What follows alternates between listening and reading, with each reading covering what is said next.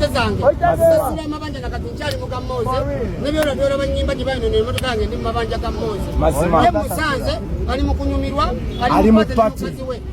ng'omusajja omuganda bino ne politics society okubira ku munnu munnaku gyalimu. Time check zino ziri sawa 7 kitundu nakaddabuze waka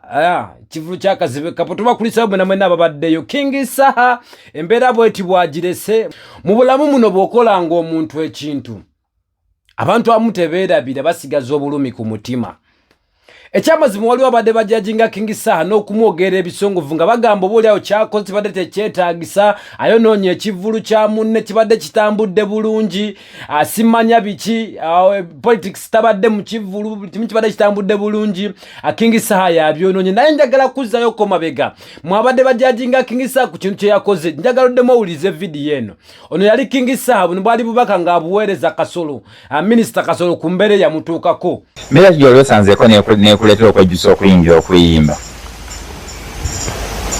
Kasolo yatte ekivulu kyange ekyotera nawulira obusungu era ebintu byensi bino mbakubanga mmanyi ewa Kasolo nali ngendawo yali ajja kubira security eyo neyeggwanga ekintu ekyo kyannuma Kasolo siri musonyiwa nkyanoonya busungu busobola Kasolo ategere nti namunyiigira obulamu bwange bwonna. You believe in love? Nze omuntu yenna nga ntwala ku mbaga omuntu yenna nga oyagala tubeere ffenna nga tunyumirwa mu ssanyu nkwegadde oba osazeewo okuyita Kasolo bigida nani ne Kasolowo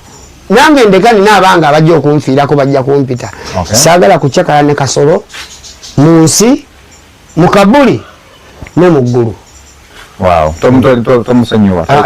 ndowooza owulira kati boddayo newetegereza ebigambo ebyo interview yakolebwa akaseera akayiseeko emabega boddamu newetegereza ebigambo ebyo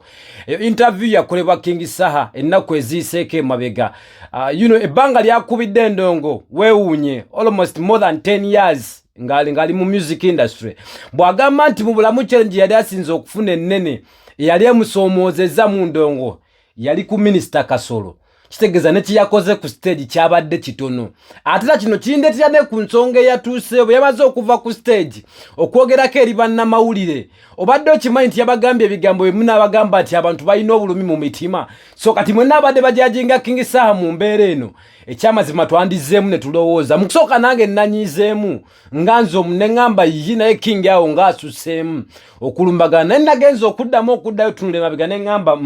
ekyamazima oba oliawo King Saha abadde mutuufu abantu balina obulumi mu mitima ebyaddala obulumi we buli mu mitima gy'abantu balina ebintu bye babakoze ebimu ebigenze mu maaso ng'oba oliawo oyinza obutamunenya nnyo anakwebuuza kino yasinzidde ku kyokukikola akyavudde mu mbeera eki ne bwoddayo ne weetegereza ebigambo bya King Saha ekyamazima alina obulumi ku mutima bungi era paka nakati nze nsuubira nti ne kwekyo kyakoleddwa mu kivulu kyakazibwe kapo sisuubira nti obusungu bukyamuweddeko era mmwe abaagala okutegeka ebivu n'abategeka ebintu ebifaanagana kuba ebityo King Saha agambye bw'osalawo okutegeka Kasolo twala ye yekka King Saha ye mwesonyiwe kati nammwe abala kibe kyakulabirako bw'oba oleeta omuntu manya nti kati ono ye ali mu mbeera ki naye nga bye byabaddeyo King Saha ye bw'agamba obulumi abadde na bungi era nsuubira ssaawa tuyinza okuddamu kirabira mu nteekateeka endala ngazzeemu n'alumba Kasolo oba oliawo kuba ye alabanga ne kye yakoze atannabeera mumativu mu mutima gwe ndi kimumala.